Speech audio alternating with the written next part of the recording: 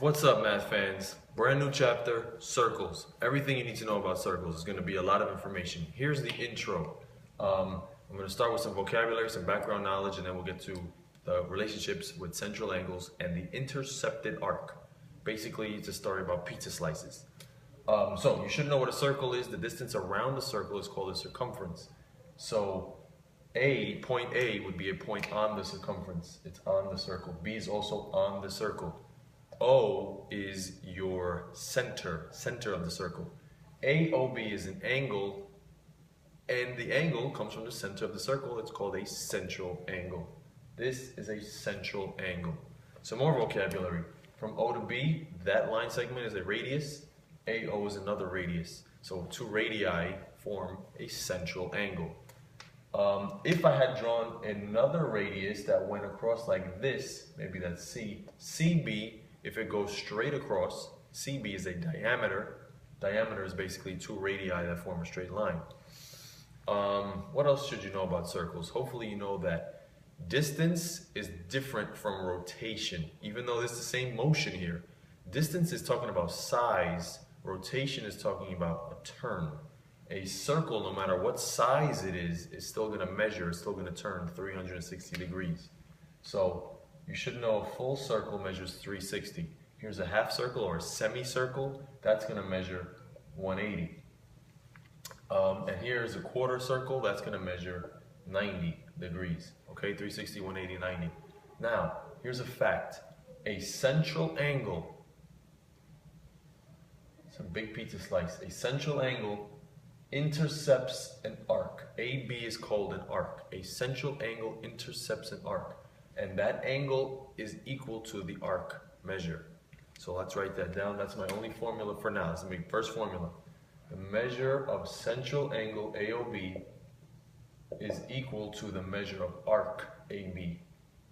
Measure of arc AB. Those measures are the same. To further illustrate my point, well, look at this. I got a straight line, kind of like that diameter, right? What do you know about the measure of a straight line? 180 degrees. What does it intercept? Straight line would intercept a half circle, right? 180 degrees. The angle equals the arc. The angle, oh look at this, what angle is this? 90 intercepts a quarter circle. The angle equals the arc. Alright, here's some old stuff, two intersecting lines. Remember this, opposite angles are equivalent. That's just a reminder. Why do I need to know that? I don't know. Let's look here. If this central angle is 40 degrees, you now know that the opposite angle is also 40 degrees. Make that a 40. Now, central angle equals the intercepted arc. Look at that pizza slice. If this angle here is 40, this arc here is 40, that green pizza slice. The crust of it is 40. But let's say they give you 40 here and 6x minus 8 here, and they say solve for x. What would you do? I know this is 40. Shouldn't this also be 40? It's not 40, it's this thing. Oh, I know algebra. That means that this thing is equal to 40. And then I solve for x. Know your facts, write an equation. So we're going to get x alone. We add 8, we get 6x equals 48. Divide by 6, and x equals 8. Alright, so I use all my information all in one question. I'm going to look at a harder question, but if you get this, then you get the idea. Thanks for watching. Like, comment, subscribe, share.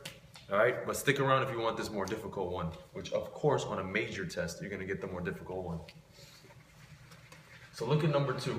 Let's say you have to solve for x. Well, let's see, what do you know? I see that this, well, let's see, here's a straight line, here's a straight line. So this angle and this big angle here, these are opposite each other. Excuse me, these are opposite each other. I also see a clue that these two angles equal each other. So let me fill that in. This is also 5x plus 10. Now, you're talking about the angle, here you're talking about the arc. How is that helpful? Of course it's helpful, because the arc and the angle are the same. So that means that angle is, 12x minus 2. Alright? That's all you need to know. This is the same as this because this angle is vertical to this angle. Vertical angles are congruent. So I make my equation. 12x minus 2 is equal to the other side, 5x plus 10 plus the other 5x plus 10. Okay? Now you got to know algebra. Look for some like terms. 5x is 10x, 10 and 10 is 20. So 12x minus 2 equals 10x plus 20. I'm going to subtract 10x from both sides. And at the same time, just save a step because I'm lazy, I'm going to add 2 to both sides. This will cancel, this gives me 2x. Nothing else is here. 22. Divide by 2, x equals 11, and you're done. Use what you know, make an equation, solve for x. And then you can fill in all kinds of stuff. Now that I know this is 11, I just plug in 11 here, 12 times 11 minus 2, and I'll get this arc. Plug in 11 here, 5 times 11 plus 10, and I'll get this arc. Then I can get this arc.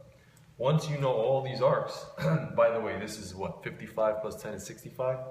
So this one's 65, this one's 65. That means in total, 130. That means this one is 130. Now 130 and 130 give me 260.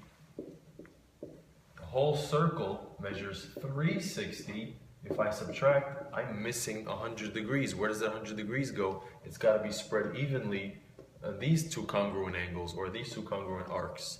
So divide that by 2 to get 50, and I know here is a 50 and here is a 50. Once you know something, you can start to fill in the pieces like a puzzle. All right? Thanks for watching. See ya.